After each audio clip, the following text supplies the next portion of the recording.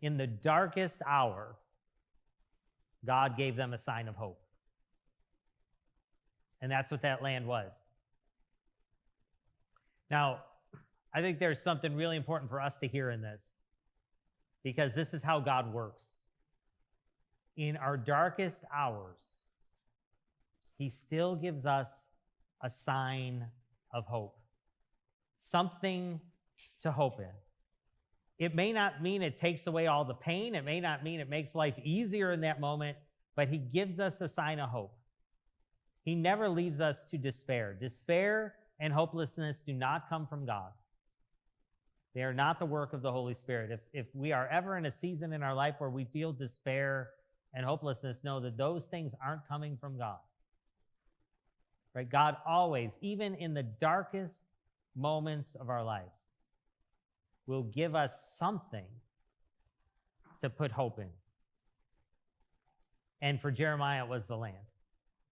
He bought the land not for himself, but so that the people of Israel would see one day, even though it's a dark moment now, we will build homes again. We will plant crops again. We will raise families again in this land. I think that's an important thing for us to kind of carry with us if we're in situations in our personal life that might make us despair. That God is giving us somewhere a sign of hope. Or maybe we think about the wider state of our nation or our world, and it might make us despair. And know that God is giving us something to be a sign of hope. I talked about a few weeks ago how we're seeing a trend for the first time in a long time of younger people coming to faith.